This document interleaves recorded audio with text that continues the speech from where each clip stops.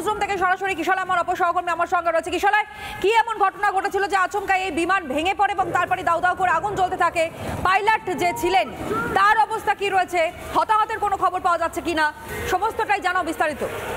দেখো, এই মুহূর্তে বেসিক ইনফরমেশন পাইলট ইজেক্ট করতে পেরেছিলেন কিনা সেটা এই মুহূর্তে জানা যায়নি। যেটা জানা যাচ্ছে সেটা হলো বিমানটি অ্যাক্সিলারেট করছিল, অর্থাৎ মাটির দিকে নামছিল, মুখটা মাটির দিকে ছিল এবং সেখানে একটি এয়ার শো চলছিল।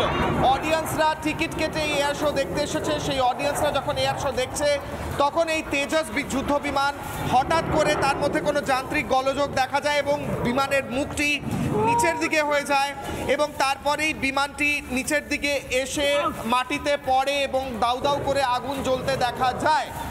আরও একবার জানাই দর্শকদের, HAL তেজস যুদ্ধ বিমান, সেই তেজস যুদ্ধ বিমান দুবাই এয়ার শোতে কিন্তু নজর কেড়েছে, বিভিন্ন কসরত করেছে, আকাশে কসরত করে অন্যান্য বিমানকে টেক্কা দিয়েছে, কিন্তু হঠাৎ করে আজকে কিছুক্ষণ আগে এই একটি তেজস যুদ্ধ বিমান সেখানে আকাশে মহড়া চলাকালীন হঠাৎ করে সেখানে দেখা যায় যুদ্ধ বিমানটির যে নোজ বলা হয় বা মুখ বলা হয়, এটা এয়ারফোর্স থেকে কনফার্মেশন আসছে এই মুহূর্তে, ব্রেকিং নিউজ।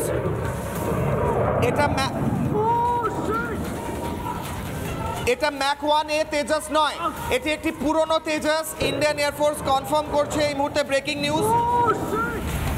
এবং অত্যন্ত নিচু জায়গায় এই তেজসটি পারফর্ম করছিল, কসরত করছিল এবং হঠাৎ করে কন্ট্রোল লুজ করে।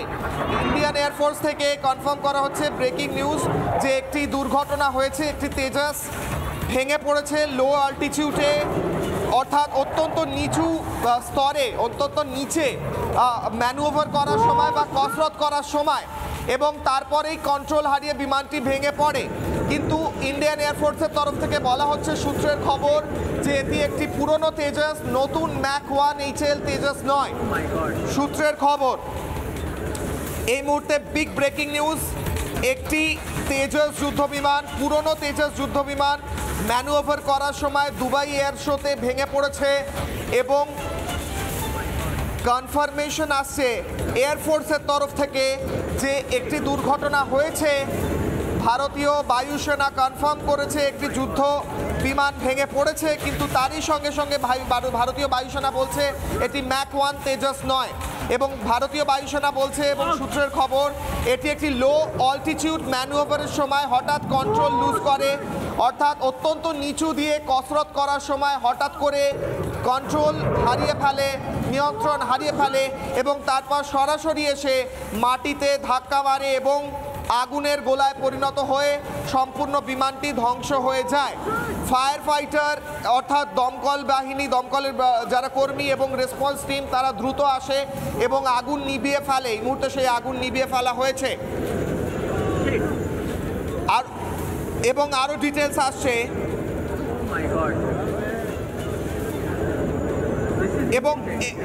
এবং দ্বিতীয় ম্যানুভারের সময়, দ্বিতীয়বার কসরত করার সময় লো অল্টিটিউডে এই ঘটনা ঘটে। আরও ডিটেলস আসছে, আরও ডিটেলস দিচ্ছি দর্শকদের।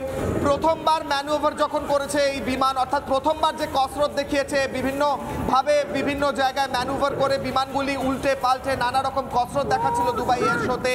প্রথম রাউন্ডের ম্যানুভারে সম্পূর্ণ নিখুঁতভাবে সেই ম্যানুভার শেষ হয়েছে, কিন্তু দ্বিতীয়বার যখন ম্যানুভার করতে যায় লো অল্টিটিউডে, তখন কিন্তু এই বিমানটি ভেঙে পড়ে। লো অল্টিটিউড ম্যানুভার বলা হচ্ছে বায়ুসেনার তরফ থেকে, লো অল্টিটিউড ম্যানুভার, অর্থাৎ অত্যন্ত নিচে দিয়ে, সারফেসের অত্যন্ত নিচে দিয়ে বিমানটি উড়ছিল এবং হঠাৎ করে বিমানটি নিয়ন্ত্রণ হারিয়ে নোজ ডাইভ করে। নোজ ডাইভ অর্থাৎ বিমানের যে নাক বা নোজ, সেটি এসে সোজা ধাক্কা মারে মাটিতে এবং তারপরেই সে ছবি দেখাচ্ছি কিভাবে আগুনের গোলায় পরিণত হয়ে যায় সম্পূর্ণ তেজস যুদ্ধ বিমানটি। ভারতীয় বায়ুসেনা কনফার্ম করছে যে এখানে একটি টেকনিক্যাল সমস্যা হয়ে থাকতে পারে নামার সময়, এবং যখন লো অল্টিটিউড ম্যানুভার চলে তখন বিমানের ওপর প্রেশারও অত্যন্ত বৃদ্ধি পায় বলে সূত্রের খবর।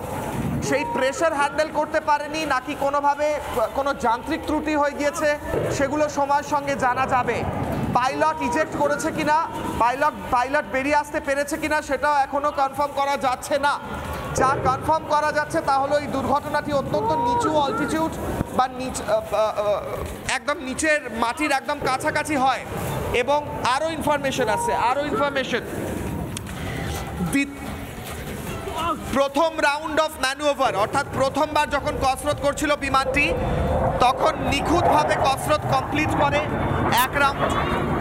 এবং দ্বিতীয়বার ভিডিওতেই দেখা যাচ্ছে কিভাবে দ্বিতীয়বার যখন সে একদম নিচের দিকে নামছে, অ্যাটমসফিয়ারের নিচের দিকে নামছে বায়ু, সেই সময় হঠাৎ করে বিমানটি সম্পূর্ণ নিয়ন্ত্রণ হারিয়ে ফ্রি ফল করতে আরম্ভ করে। দেখো সেই ছবি দেখা যাচ্ছে, বিমানটি ফ্রি ফল করছে, অর্থাৎ বিমানের নিয়ন্ত্রণ আর পাইলটের হাতে নেই কোনো কারণে।